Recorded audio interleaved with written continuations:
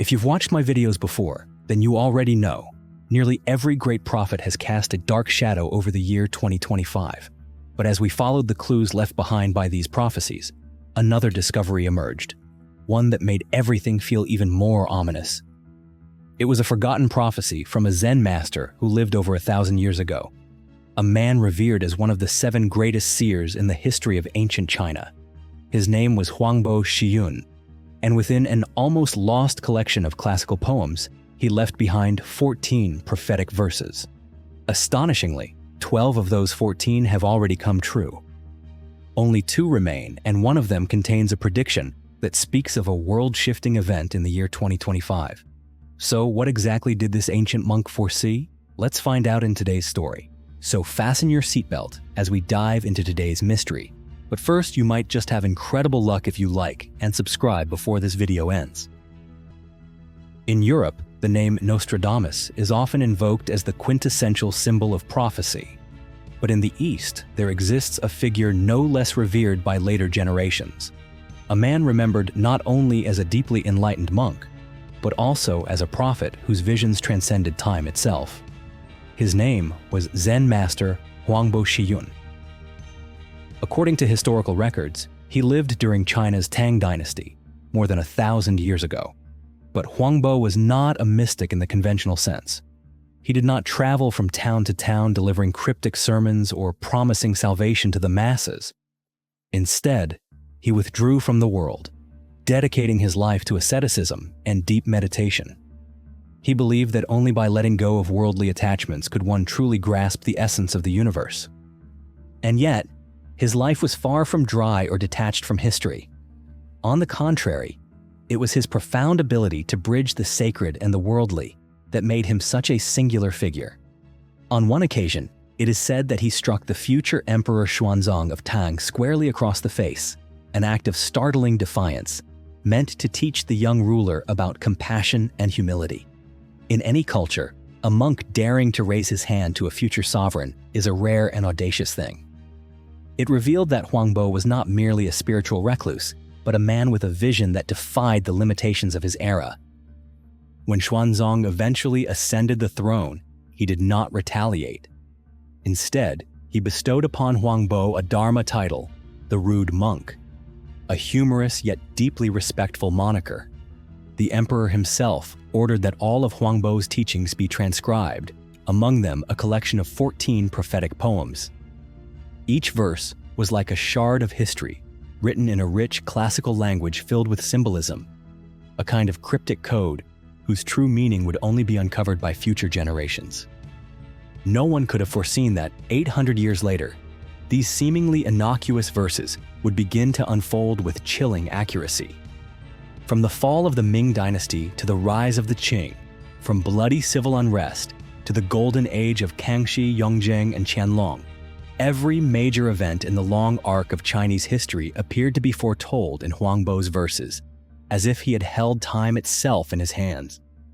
But what has left modern scholars truly astonished is a detail hidden within the final 2 poems, an explicit reference to the year 2025.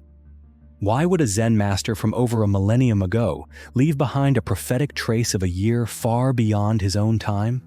And more intriguingly, why does this same year appear repeatedly in the visions of mystics and prophets from entirely different corners of the world, separated by centuries, culture, and geography with no connection between them? Let us now move on to the next part to explore how Zen master Huangbo came to foresee the future. In the sweeping arc of ancient Chinese history, the Ming Dynasty is often remembered as one of the last great empires of Han Chinese rule. With achievements spanning culture, science, and diplomacy, the Ming once stood as a brilliant pinnacle of Eastern civilization. And yet, like all glory in history, that brilliance would eventually fade. What's truly astonishing is that the downfall of this mighty dynasty may have been foretold 8 centuries earlier, in the very first prophetic poem left behind by Zen master Huangbo. In that poem, Huangbo referenced the disruption of the sun and moon, 2 celestial symbols that by no coincidence directly mirrored the official emblem of the Ming Dynasty itself. The image of a chaotic sun and moon served as a powerful metaphor for a kingdom in decline. And indeed, as the Ming entered its final years, that decline became evident on every level. Natural disasters struck in relentless succession. Famine spread across the land, corruption festered within the court, and violent uprisings erupted with growing ferocity. The people lost faith in their rulers. Farmers rose up in revolt. Factions within the government turned on each other, clawing for what power remained. To the north, the Manchu forces loomed like a black storm gathering at the borders. To the south, Li Zicheng, a former soldier turned revolutionary, marched his peasant army toward Beijing, determined to seize the throne. And then, the inevitable happened. In 1644, Li Zicheng's forces breached the capital. In that haunting moment of history, Emperor Chongzhen, the last ruler of the Ming Dynasty, took his own life beneath an ancient tree, as if offering one final act of penance to the ancestors he had failed. What defies explanation is that Huangbo's poem had seemingly predicted this exact fate. Not just the fall itself, but the imagery, the moment, and the tone of irreversible tragedy. And yet the prophecy didn't end there. Beneath the sorrow of collapse, Huangbo hinted at something greater, a motion larger than any one emperor or empire. For as one age comes to its end, another inevitably begins. And like darkness before the dawn, the fall of the Ming marked not just an ending, but a forewarning of what was to come. What rose from its ashes was the Qing dynasty, ushering in a fundamental shift in the power, culture, and even destiny of China itself. But what continues to unnerve scholars today is the uncanny fact that all of it, the chaos, the death, the regime change, was written plainly in that very first poem, hundreds of years before any of it came to pass. After the fall of the Ming Dynasty, China entered a new chapter under the Qing, an empire founded by warriors from the northern frontier. At first, many dismissed the Qing as a patchwork regime, lacking the grandeur and refinement of the Golden Age that had come before.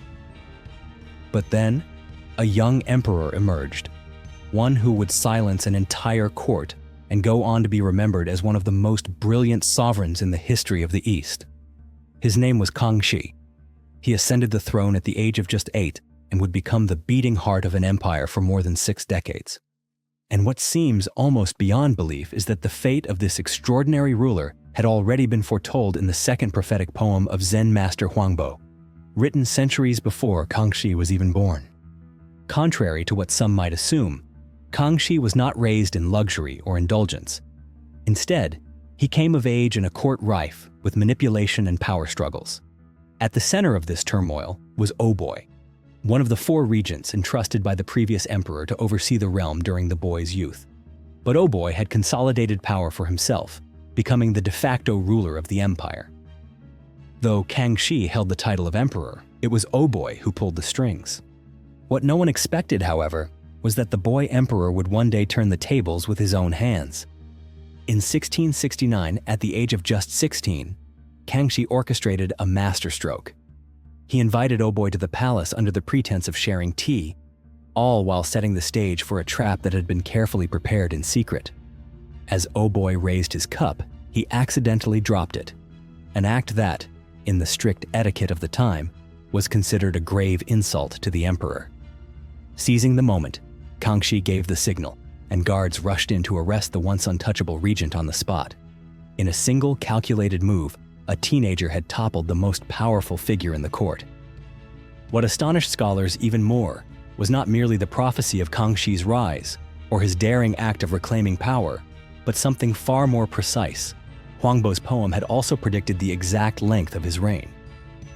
Within the second verse, there is a line referencing 61 years of rule, and it was indeed 61 years that Kangxi held the imperial throne.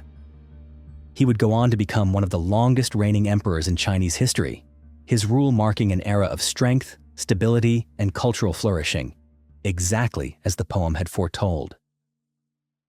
In the 4th prophetic poem of Zen master Huangbo, he foretold the reign of Emperor Qianlong, who would lift China to the zenith of its imperial grandeur, only to set it on a path of decline that followed swiftly behind the brilliance. Qianlong ascended the throne in 1735, inheriting not only the crown, but also a deeply entrenched foundation of political strength and military power. He quickly consolidated authority, expanded the empire's borders, and led the Qing dynasty to what many consider the absolute pinnacle of power in Chinese imperial history. Under his reign, China controlled vast territories, exerted influence over neighboring nations, and its citizens experienced a rare and celebrated era of prosperity. And just as the fourth prophetic poem had stated, Huangbo predicted that Qianlong would reign for 60 years. At first, many believed this forecast to be incorrect. Qianlong himself had declared that he would not rule longer than 60 years as a gesture of respect, refusing to outshine the 61-year reign of his grandfather, Emperor Kangxi. True to his word, in 1795, at the age of 85, Qianlong abdicated and passed the throne to his son, Yongyan, who would become Emperor Jiaqing. But the truth was more complicated. Although he stepped down in name, Qianlong continued to wield actual power behind the scenes, ruling as Taishang Huang, or retired emperor, for another 4 years until his death in 1799. By the time he relinquished the throne, the empire was already entering a period of decline. Though Qianlong had once been a model sovereign, his later years were marked by superstition and a dangerous tolerance for corruption. The once vibrant court became bloated and sluggish, and the brilliance of its peak was steadily dimmed by the growing shadow of collapse. Indeed, after Qianlong's death, China faced mounting crises, from internal rebellions and economic weakening to increasing pressure from the industrialized powers of the West. And as uncanny as it may seem, all of this had already been written, quietly, poetically, and centuries ahead of its time, in the prophetic verse of Master Huangbo. After the radiant glory of the Qianlong era, the history of China turned a new page, one that foreshadowed the coming of crisis and calamity. And as if echoing a warning across centuries, the fifth prophetic poem of Zen Master Huangbo marked the beginning of this downward spiral with the image of a heavy red dragon. According to the Chinese calendar, the year 1796 symbolizes the red dragon, coinciding with the ascension of Emperor Jiaqing. This was the era Huangbo foretold as the beginning of China's modern Dark Age. And indeed, so it was. In reality, the Jiaqing reign was the period when the Qing dynasty first began facing severe systemic breakdowns. The most prominent crisis was the White Lotus Rebellion, a massive uprising fueled by a religious folk movement that swept across large regions and lasted nearly a decade. Corruption spread unchecked, and the bureaucratic system grew increasingly feeble. Jiaqing ruled for 25 years before succumbing to illness in 1820. Meanwhile, Britain had already emerged from its first industrial revolution, while China remained insular, clinging to its age-old policies of trade exclusion and cultural superiority. This overconfidence would open the door to what became one of the greatest tragedies in modern Chinese history. The British, driven by expanding consumer demand and hungry for trade, orchestrated what could only be described as a soft invasion, smuggling opium into China under the guise of commerce. As millions of Chinese fell into addiction, social order began to disintegrate. In 1839, faced with a national emergency, Emperor Daoguang dispatched Lin Zexu to Guangzhou to end the opium trade. In a dramatic act of defiance, Lin destroyed over 20,000 chests of opium right in the public square. This triggered the First Opium War with Britain. In 1840, war broke out, and with its overwhelming military superiority, Britain quickly defeated China. Huangbo's verses, written in the 9th century, seem to foresee not just the fate of individuals, but the trajectory of an entire civilization. From the first cracks seen in the Jiaqing era to the unraveling of imperial strength under Daoguang, the poem resounds like a warning bell, declaring that when an empire refuses to evolve, the world will evolve without it. Across many of Zen Master Huangbo's prophetic poems, one cannot help but notice a pattern of astonishing accuracy. Out of the 14 total poems, 12 have already come true, leaving only 2 shrouded in uncertainty. And as fate would have it, the 13th poem contains a reference to the year 2025, a year which, if the prophecy proves correct, could alter the global order in ways beyond imagination. In that poem, Huangbo does not mention any emperor. He names no dynasty. Instead, he writes as if speaking directly to humanity itself. The content of the poem reads, "In the year of the rat, the world reels from plague. The West shall again witness the rise of one from the South. By the year of the snake, all shall return to the center." According to the traditional Asian calendar, the year of the rat corresponds to 2020, and the year of the snake to 2025. But what truly chills the spine is not just the mention of these years. It is the way modern history has begun to unfold almost exactly as foretold. In 2020, the world was gripped by an unprecedented pandemic. Life froze. Cities stood silent, like scenes from wartime. The global economy faltered. Grief seeped into every household, and many began to speak of Huangbo's prophecy. Now, as we step into 2025 itself, the question lingers: what comes next? The West shall witness a force rising from the South. This line invites many interpretations. Perhaps it hints at geopolitical shifts, nations from the global South rising in influence. Perhaps it alludes to societal upheavals, as forgotten communities reclaim their voice. Or perhaps it speaks of spiritual and cultural transformations, where new currents of thought begin to challenge the long-established pillars of Western democracy, signs that the world is no longer as it once was, and that the center of human history may be shifting. Those familiar with Chinese history know that China has long considered itself the Middle Kingdom, the axis around which all things in the universe revolve. So when Huangbo's prophecy speaks of all returning to the center, could he be implying that China will reassert itself as the dominant global power? Or does this foreshadow an even graver possibility, a third world war, as mentioned in other prophetic accounts, with China emerging victorious? We have already witnessed the collapse of the Soviet Union, the trauma of September 11th, the 2008 financial crisis, and the 2020 pandemic. History has never shied away from turning sharp corners, but 2025 might be unlike anything we've seen before. It may mark a great turning point in human civilization.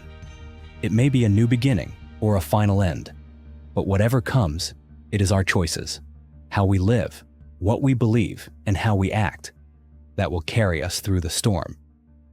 If the world truly is changing, then let us be the ones who change it for the better. If the fate of humanity truly lies in our hands, let us not let it slip away unnoticed. Because as Master Huangbo wrote in his final poem, what comes next must be asked of those who come after. In other words, no matter how events unfold, it is always the hands of future generations that hold the power to shape a brighter world. If today's story made you pause, even just for a moment, to reflect on the ancient prophecies whispered across the centuries, then share your thoughts in the comments below. And don't forget to hit subscribe and turn on the notification bell. I'll see you in the next story.